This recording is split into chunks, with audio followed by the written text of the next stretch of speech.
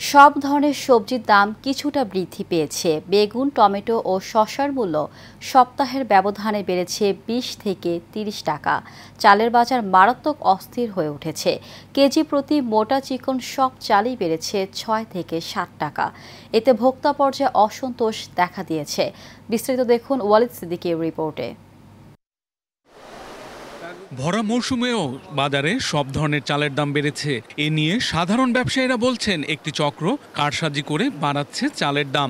৩-৪ দিন থেকে দামটা বাড়তে বাড়তে এখন ৭৮ টাকা হয়ে গেছে।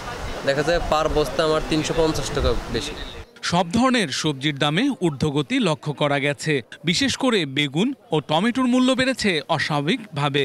সব সবজি ১০ টাকা, ২০ টাকা, ৩০ টাকা দাম বাড়ছে। কথা বুঝছেন? যেমন আজকে কাঁচামরিচ আপনার ১ কেজিতে ২০ টাকা বেড়ে গেছে। টমেটো ইন্ডিয়ানটা ১৪০-১৫০ টাকা। বেগুন হইলো ৮০ টাকা কেজি, ১০০ টাকা কেজি। লাম্বাটা ৮০, গোলটা ১০০। করলা ৮০ টাকা। আবার কিছু কিছু যেমন টমেটো, এটা তো এখন সিজন ছাড়া, বুঝছেন, এটার দামটা একটু বেশি। সবজির দামটা একটু বেশি। মাছে ভাতে বাঙালি হলেও সেই মাছ কেনার সামর্থ্য নেই নিম্ন আয়ের মানুষের। রুই ও কাতল মাছ সহ সব ধরনের মাছের দামই কিছুটা বেড়েছে। ইলিশ মাছের দাম সাধারণ মানুষের নাগালের বাইরে। প্রতি কেজি ইলিশের দাম বাজার ভেদে ২৪০০ থেকে ২৮০০ টাকা। ১ কেজি ওজনের মাছ ২৫০০ টাকা কেজি। হ্যাঁ, ১ কেজি ওজনের। আর ১ কেজির উপরে হইলে আপনি ২৮০০, ২৭০০, ৩০০০ উপরে আছে ১.৫ কেজি হইলে।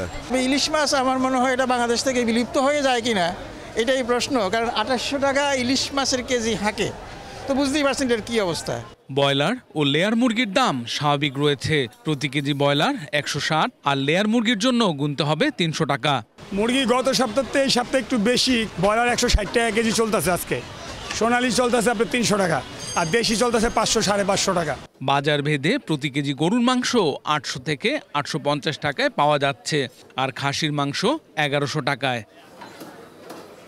Walid Siddiqui, Asian television, Dhaka.